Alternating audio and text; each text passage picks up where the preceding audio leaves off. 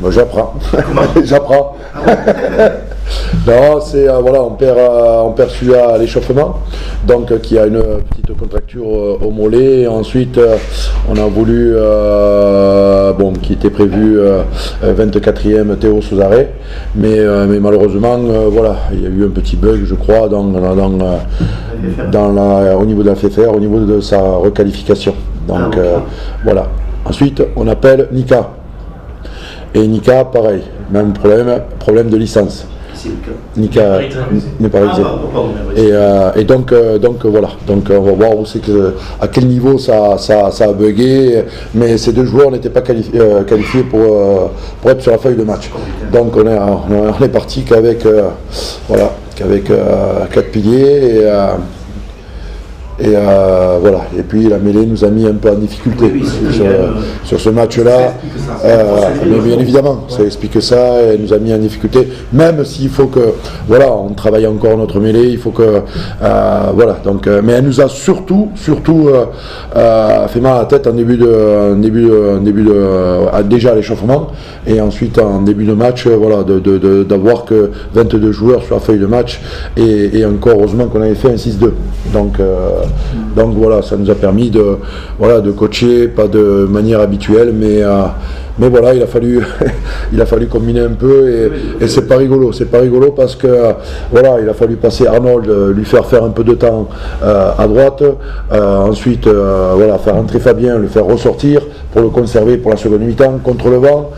Ça aussi, ça a eu son incidence, ces deux mi-temps, et je trouve que même on a mieux maîtrisé la mi-temps contre le vent qu'avec le vent. Donc voilà, après il y a eu plein de petites erreurs.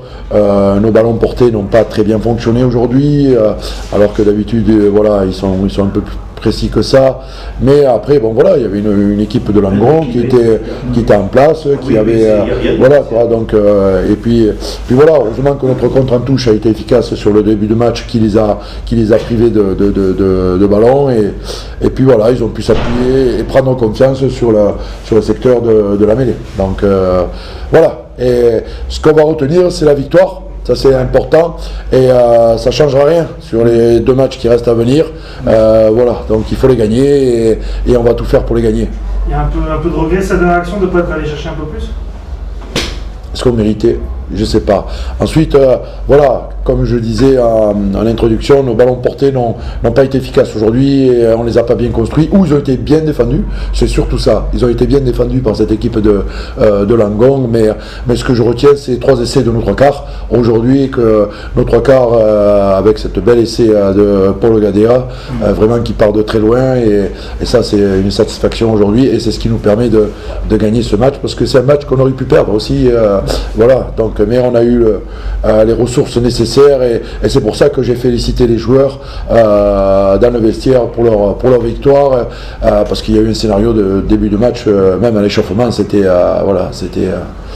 vraiment ça te mettait vraiment pas dans de bonnes conditions pour pouvoir attaquer ce match et en sachant que tu as perdu le toast et que tu aurais la seconde mi-temps contre le vent. Là, vous allez pouvoir projeter tranquillement vers Narbonne dans 2 semaines. Projeter non, on va travailler. Donc voilà, on va travailler. Je réserve une petite surprise aux joueurs lundi, mardi. Ensuite, voilà, il y en aura une autre mercredi, jeudi. Et voilà. Et ensuite, je vais leur laisser 3 jours, vendredi, samedi, dimanche, de récupération.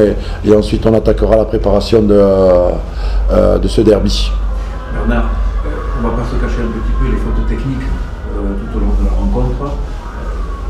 Je vous connais, c'est pas un manque de travail. Est-ce que c'est un manque de confiance du groupe, de l'équipe? Est-ce que c'est des restes encore de Massy? Est-ce que ça tremblote un petit peu? Non, comme je dis, voilà, c'est vrai qu'après on est toujours convalescent, notamment par rapport à ce match contre Massy, qu'on perd vraiment cruellement à 87e minute. Là aussi, voilà, on se fait pénaliser 17 fois, je crois, contre 10, contre Langon. Et voilà, donc ça aussi c'est un secteur qu'il faut qu'on améliore, notre discipline. Mais non, je trouve que encore aujourd'hui on a eu des séquences qui étaient mieux construites. On a un peu plus tenu le ballon, notamment sur cette seconde mi-temps. En première mi-temps, on perdait le ballon trop rapidement, notamment lié à du retard sur les rucks. Et puis voilà, donc non, c'est un travail qu'on effectue chaque semaine. Mais bon, il y a encore du boulot, et pour le moment on n'est pas encore en mode phase finale, mais on va avoir la semaine pour se préparer et pour switcher là-dedans. Mission commando à Narbonne, ou comment tu entends le préparer? Non, il y a déjà, on n'a pas notre meilleur rugby là en ce moment, depuis 2-3 matchs. Il est évident qu'on ne pratique pas notre meilleur rugby, mais l'état d'esprit est là.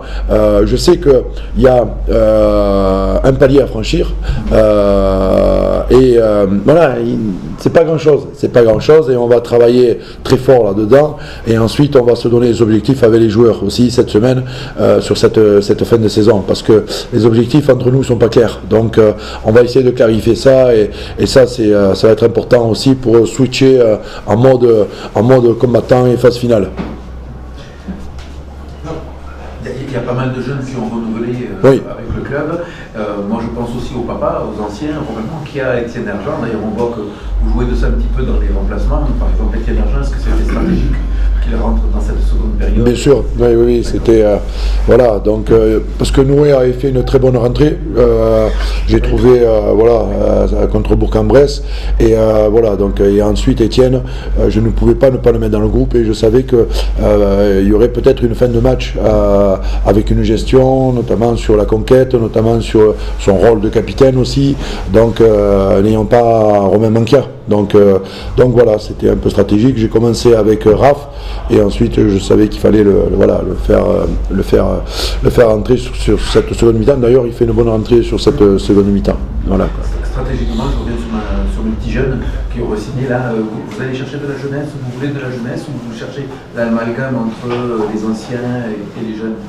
Vous voulez aller plutôt autour de la jeunesse? Le meilleur recrutement, c'est déjà de garder tes joueurs à fort potentiel, et on a identifié des joueurs à fort potentiel, et notamment au niveau des jeunes, on a 18 joueurs qu'on a vus. Voilà, il y en a une grosse majorité qui a re-signé. On va s'inscrire, on va vous le présenter très prochainement, parce qu'il va y avoir encore des annonces la semaine prochaine par rapport au renouvellement, et on va vous expliquer un peu le projet en jaune et noir, voilà, donc qu'on va mettre en place sur les 2-3 années à venir. Voilà. Merci Bernard.